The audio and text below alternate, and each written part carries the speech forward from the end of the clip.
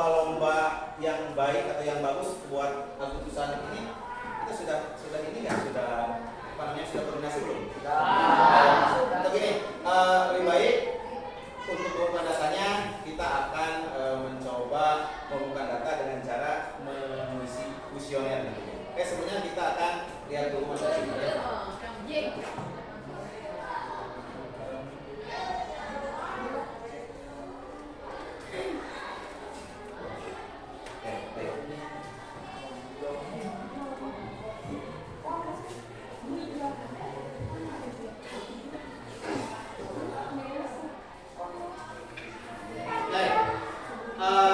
Coding dan kecerdasan artifisial ya.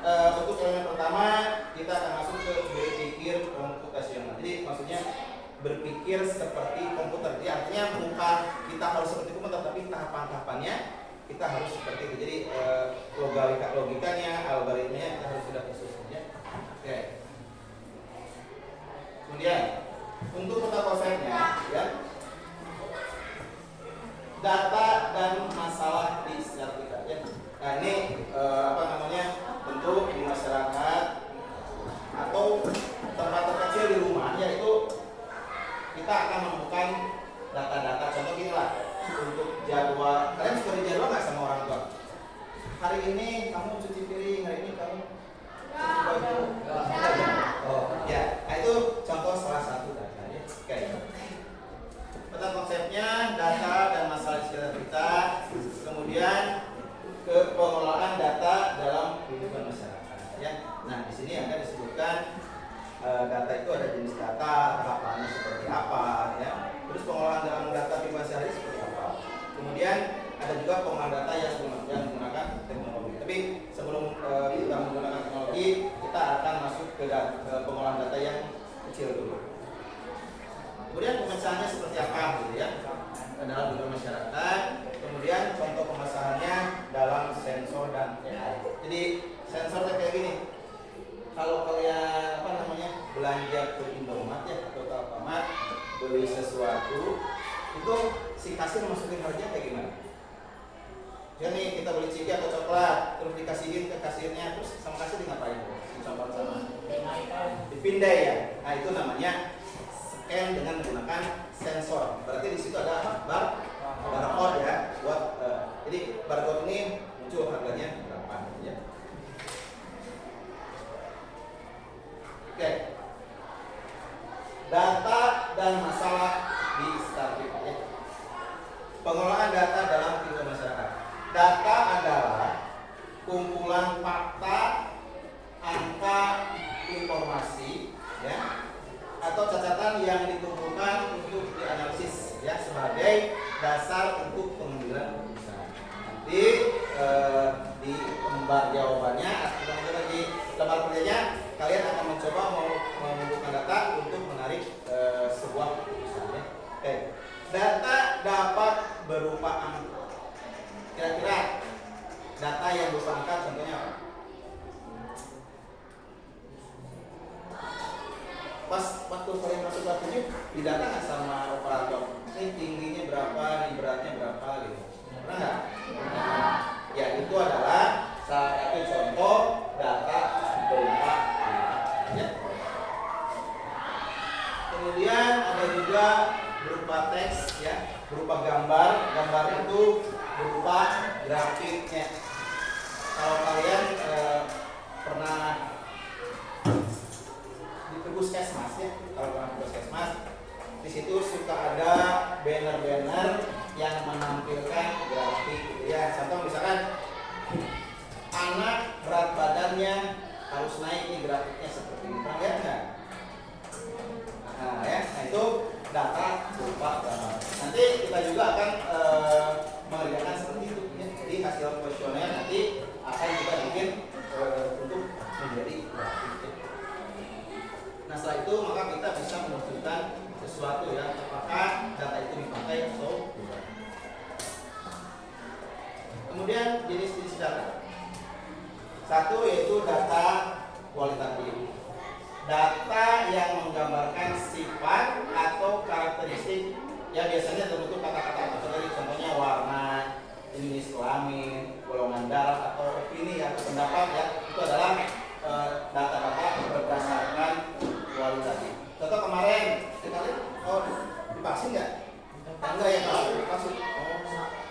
kelas 7 kemarin kan diambil golongan darahnya ya, itu diklasifikasikan. Oh ini golongan darahnya A, ini golongan darahnya B, ya. Itu salah satunya data, contoh data kualitatif. Kemudian data kuantitatif, data yang berbentuk angka dan dapat diukur atau dihitung. Tadi contoh pas kalian masuk kelas 7 ya, ini si A tingginya berapa, berat badannya berapa, atau kalau di pusat BPS Badan Statistik itu ada jumlah penduduk ya, karena itu berhubungan dengan ya. Kemudian berdasarkan bentuknya, satu ada yang disebut dengan data struktur ya, data yang memiliki format tetap dan terorganisasi dengan baik, biasanya disimpan dalam tabel atau database. Berarti di kelas belum ya, belum dapat Excel ya, database ya. Ya, itu selesai dalam tabel ya. Kemudian data ini mudah diproses oleh komputer karena memiliki pola yang konsisten ya, yang tetap ya. Kemudian data struktur terdiri dari data kuantitatif tadi berbentuk angka ya. Kemudian juga data kategorikal berupa jenis kelamin, suku atau bisa data belanja, bisa nama produknya. Itu contoh-contoh data berdasarkan bentuk ya.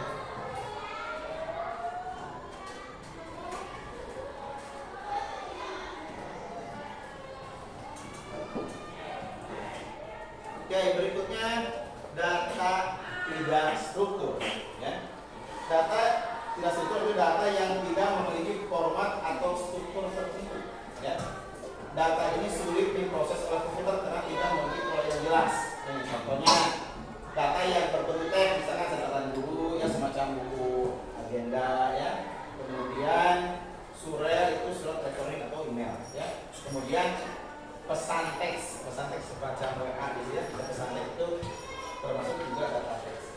Kemudian data multimedia, gambar, foto, grafik, audio dan video ya. Itu contoh data multimedia itu biasanya ada di media sosial ya.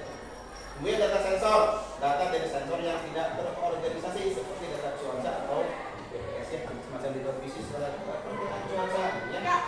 Atau di handphone GPS kita lokasi di mana gitu. Itu salah satunya adalah data sensor gitu ya. Ya, berikutnya data semi terstruktur ya. Data ini memiliki struktur tetapi tidak seketat data terstruktur ya.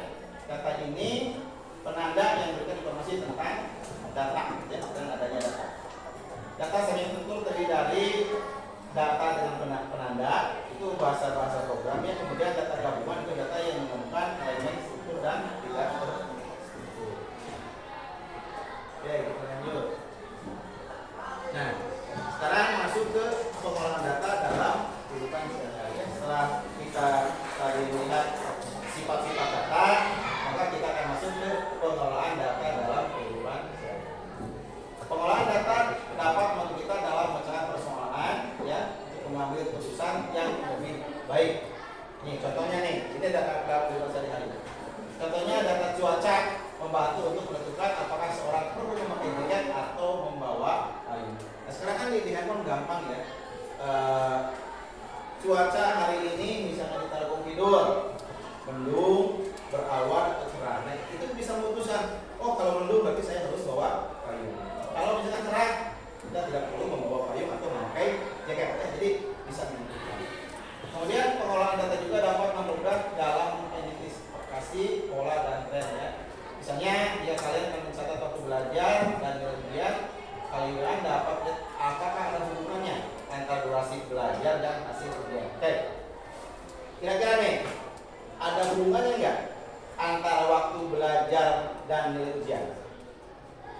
Contoh misalnya semakin lama waktu belajar maka nilai ujian itu akan semakin baik misalkan. Yang benar bisa nggak? Atau bisa ya? Atau waktunya pendek dan belajarnya pendek, berarti nilainya ini bisa dikatakan tidak kurang maksimal karena belajarnya pendek gitu ya. Jadi maka terdapat pola gitu. Jika belajarnya panjang maka nilai hasil ujian akan lebih baik karena belajar waktunya lebih lama. Itu makanya ada pola ya, ada pola saja. Oke, kemudian selain itu pengolahan data yang digunakan dalam banyak bidang seperti kesehatan, pendidikan, bisnis dan ya. Itu pengolahan data dalam kehidupan sehari-hari. Oke. Contoh pengolahan data lainnya ya. Data yang ada di sekolah nih. Ada nilai siswa ya, ada data kehadiran atau jadwal belajar. Itu termasuk data juga ya. Ada data itu data berupa angka kalau data nilai gitu ya. Kemudian data di rumah, contohnya data belanja ya, data pengeluaran bulanan, penggunaan daya listrik atau catatan kesehatan. Itu biasanya data yang bisa dilihat di rumah gitu ya. Kemudian data di masyarakat, contohnya jumlah penduduk, data pemilih kayak kemarin pemilihan presiden, dia itu kan data ya. Kemudian statistik, kriminal, pengelolaan sampah, ya, pemantauan kualitas udara atau pengaturan lintas. Kemudian data yang ada di internet, yaitu riwayat pencarian seperti kita mencari informasi di internet, contoh lewat Google Search atau Google Chrome gitu ya. Nah itu termasuk data di internet. Kemudian data pengguna sosial juga transaksi di marketplace. Apa marketplace itu? Seperti apa? Kayak Shopee gitu ya, Shopee aja dan sebagainya. Itu contoh dari marketplace ya atau lokal pasar. Baik itu adalah data pengelolaan di masyarakat gitu ya, dan masalah yang ada di masyarakat tentang berkaitan dengan data ya. Kira-kira ada yang ditanyakan kita sampai sini? Cukup. Oke. Kalau cukup, maka kita akan masuk ke pencarian data ya untuk yang ada di sekolah ini. Ya, jadi nanti Bapak bentuk kelompoknya. Ini yang laki-laki ini garis ini untuk kelompok 1, ini untuk kelompok 2, kelompok 3, kelompok 4, kelompok 5 dan kelompok 6. Nah, jadi kalian ya tugasnya adalah membuat format untuk menentukan lomba apa yang diminati untuk 17 Agustus di sekolah kita ya. Jadi nanti kalian bisa tanya ke responden, misalkan 20 orang, tapi nanti untuk pertemuan berikutnya kita hanya di sini untuk formatnya saja ya. Jadi setelah itu baru ditarik data mana aja hasil dari pengolahan data untuk lomba yang untuk Agustus nanti ya. Kita akan lomba kerjanya boleh ini di ini aja ya. Begini aja kan boleh ya. Ini aja nanti bisa koordinasi ya, bisa training, bisa ini. Oke. Udah dulu.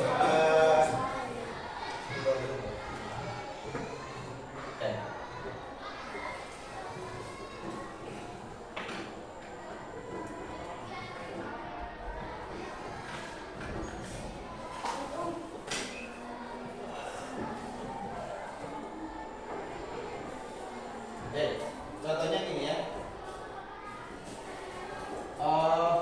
Format kuesioner. Jadi kalian bikin tabel ya,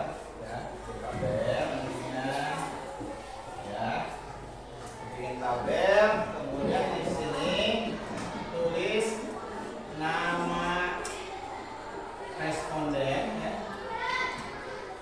Nama responden. Jadi nama responden nama anak atau siswa yang akan ditanyai sama kalian. Kemudian kelas di sini. Kelas ya. Oke, kemudian di sini kita kasih nomor, di sini nama lomba. Oke. Di sini ini total. Ini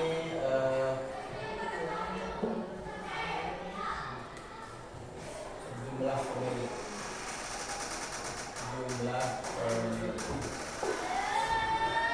Nah ya, jadi formatnya seperti ini. Kalian dibikin satu orang aja di kertas lembar ya, bikin kotak. Terus kira-kira apa aja lomba yang akan ditampilkan ya, yang akan ditampilkan. Kemudian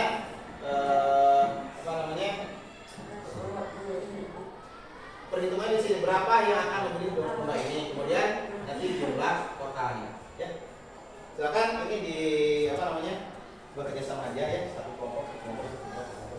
Waktunya 5 menit.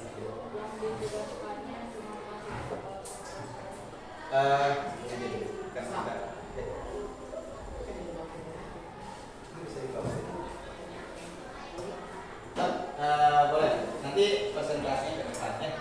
Jadi kalian di teras itu tulis aja nama lomba. Jadi yang ke depannya ya ini saya satu.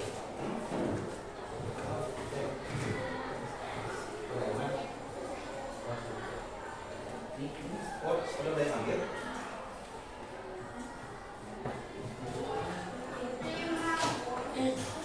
Siapa yang mau? Ini teman. 5 menit lagi. Soalnya waktunya ini